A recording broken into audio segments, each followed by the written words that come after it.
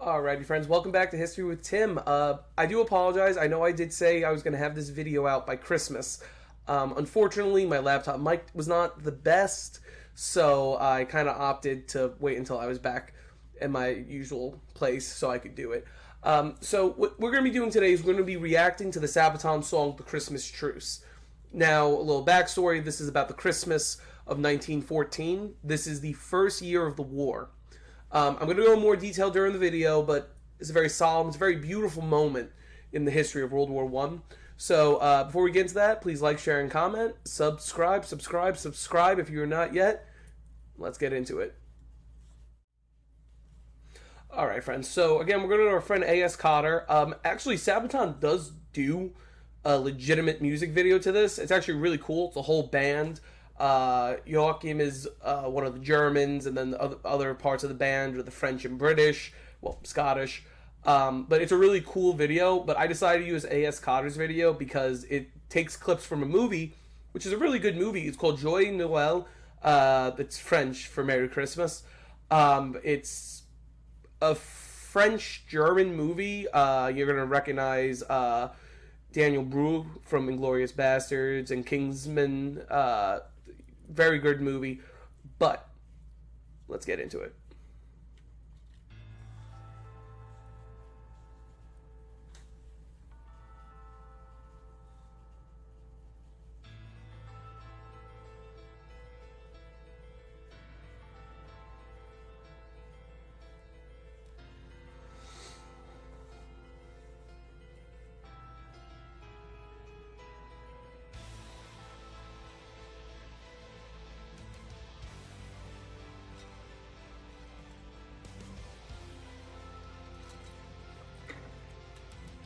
Now, something I often like to reflect, especially when we do First World War videos, England, we often get this idea that England was involved from the get-go. England was kind of involved from the get-go, but not militarily. As we know, King George V was cousins to both Tsar Nicholas and Kaiser Wilhelm II. He also had very good relations with France, and he was related to not only the kings of Belgium and the Netherlands and Denmark, but he was also a relative of the King of Spain. So really, England was trying to be the mediator throughout the June crisis when, everyone was pointing guns at each other. And they didn't get involved until late 1914. And the only reason they did get involved was because of the German invasion of Belgium. Because, again, like I said, not only was George V related to King Albert I, but also England had a alliance and a duty to defend Belgian sovereignty. So that's what made England join the war, because they're like, we were playing mediator up until this point, but we told you do not attack the Belgians, and now you're attacking the Belgians. So that's where it's done. We're getting involved now. So had they not attacked the Belgians, who knows what could have happened? England probably would have been dragged into the war at some point. But because they're showing, the English, the French soldiers, the Germans, I just wanted to make that distinction because a lot of people don't realize that. I think that's a very fascinating thing that a lot of people don't really ever think about.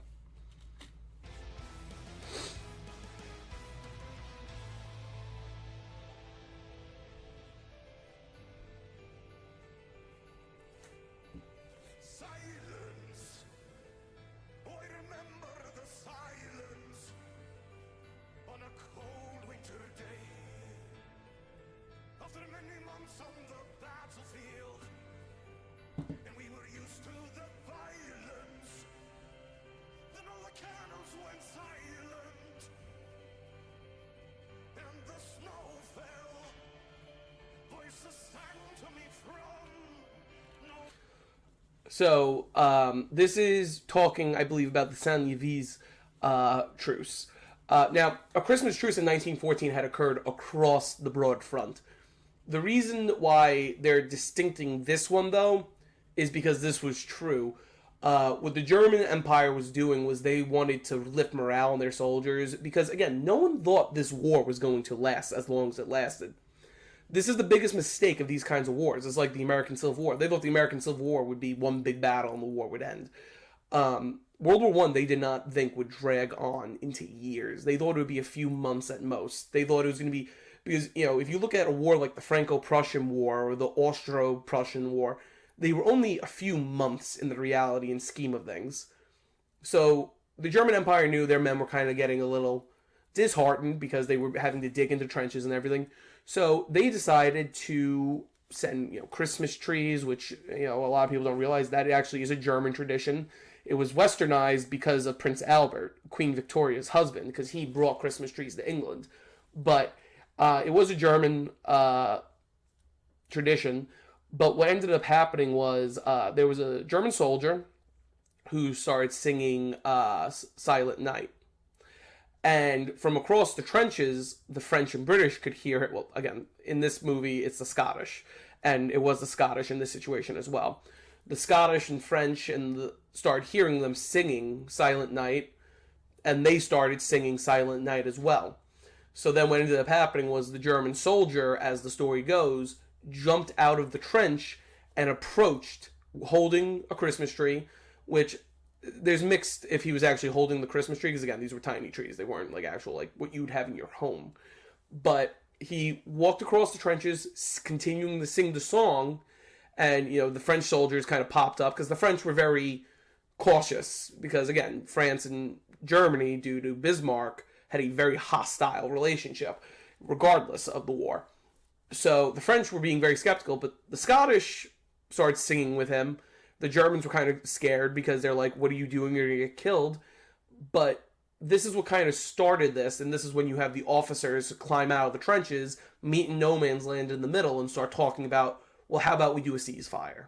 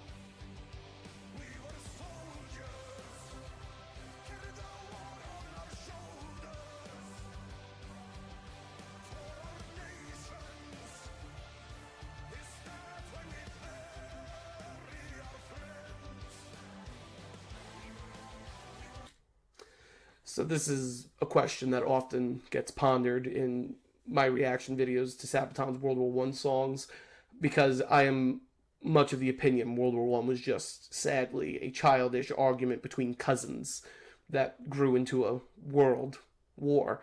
You got to realize there came this point to all these men that they were watching their friends die in such horrific... in 1914, again, this is before Verdun, this is before Sedan, before the Somme. This is before these big actions that would cost millions of lives. I believe Verdun was 7 million dead. These men are being told, you're fighting for country and glory and all this, king and country in England, Kaiser and country, the Republic in France. They're being told these things. But at the end of the day, what is the reality of what's going to be at the end of the road? We look at Versailles. Versailles was literally the leaders of these countries saying, this war was brutal. It was horrible what happened. We need to have something at the end of the day. Because the reality is, if they did not, as horrible as the Versailles Treaty was to Germany, if England and France and the United States and all these countries didn't get at least something out of this war, they probably were going to face riots and rebellions and revolutions.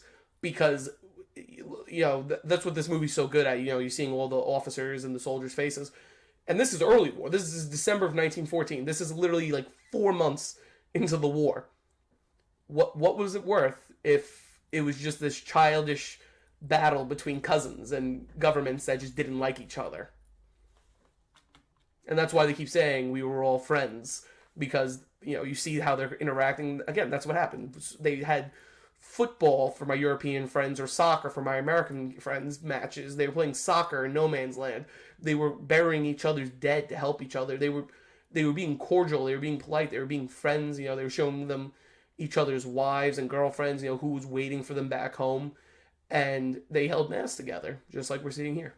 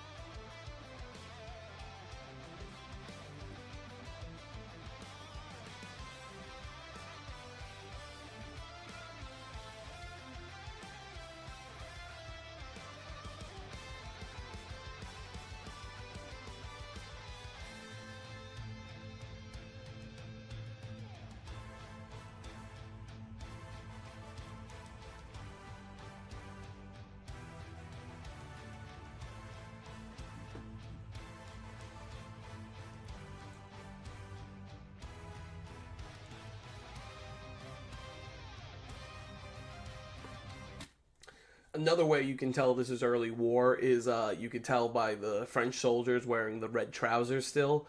Um, it, the French army had started wearing red trousers, I believe, around 1830, and they didn't phase them out until 1915, I believe, because they were wearing them up until the second year of the war. It got to the point that it was more a ceremonial thing. The French army actually still does wear red trousers. If you watch the Bastille Day uh, if you watch the Bastille Day parade, you actually see the French army marching in their red trousers and blue blouses. Their uniform has actually virtually not changed since World War One era, but their dress uniform, I mean. They brought in the powder blue in about 1915, 1916, and then at the end of the war is when they started changing over to the khaki, which is kind of became the uniforms that most of the European armies, at least in the West, would wear. You know, Great Britain went into the war wearing the khaki uniforms. The United States was wearing khaki already.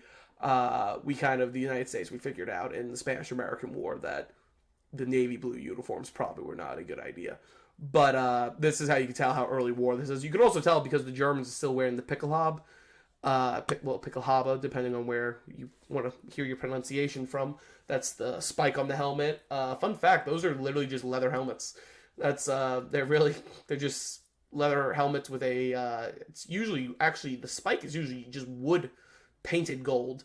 Actual, like, military would have, like, actual, like, high-ranking officers would probably have a real gold or metal spike. Most of them were just leather and wood, though.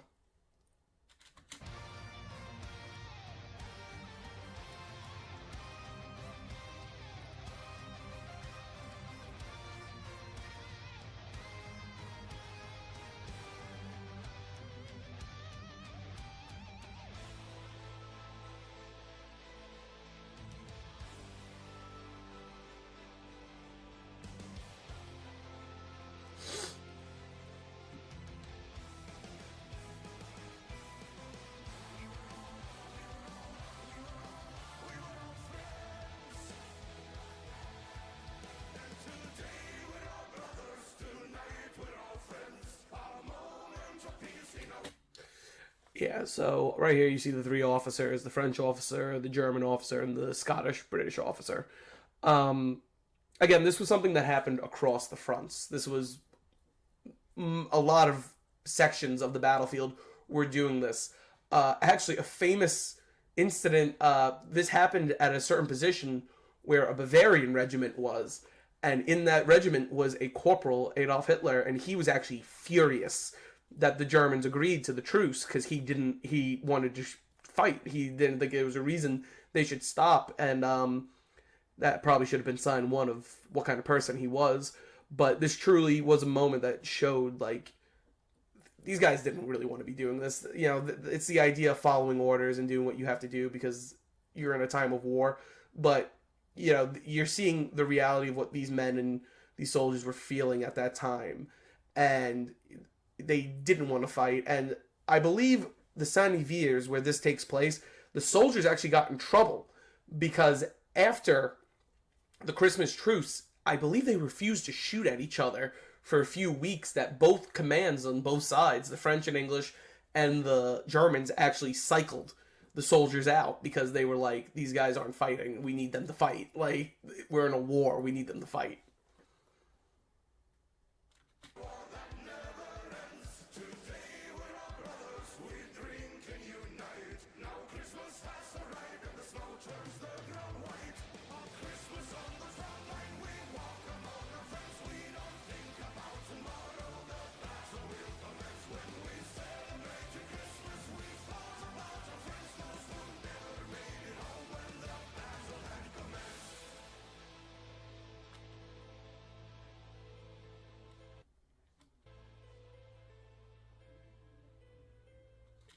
So, lest we forget, there actually is a monument, I believe it is in Belgium, of a section where one of the Christmas Truce took place. It's a cross, and it says, lest we forget, because the soldiers actually planted a cross that said that. In the Sabaton video, which as always will be linked below, it will also show them putting up the cross. But, yeah, that is, you know, I know it's a few days late. It's what is it at this point? It's the 29th. 4 days late, but I hope you all enjoyed that, the Christmas Truce. Alright, friends, well, thank you so much for joining us today. I hope you enjoyed that. I'm sorry it's been a while since a Sabaton reaction. I know this is one of our more popular series, but like I said, I was getting ready to do it in New York. Sadly, I figured out my mic was terrible in New York, so unfortunately I couldn't do it. But we will be back to our normal content. We're going to be starting some Civil War subjects as well as I think we're going to start dipping into the Great Northern War very soon. A very important and constant. I'm having a stroke. Sorry. A very important time in history, which solidified the Russian Empire and destroyed the Swedish Empire. We thank you again for joining us today, friends. If you liked the video, please like, share, and comment. Please, please, please, please share. I love to get the news of our channel out there. Also, if you are returning to the channel or you're new to the channel, please hit that red subscribe button. Thank you so much for joining us, friends, and we will see you in the next one.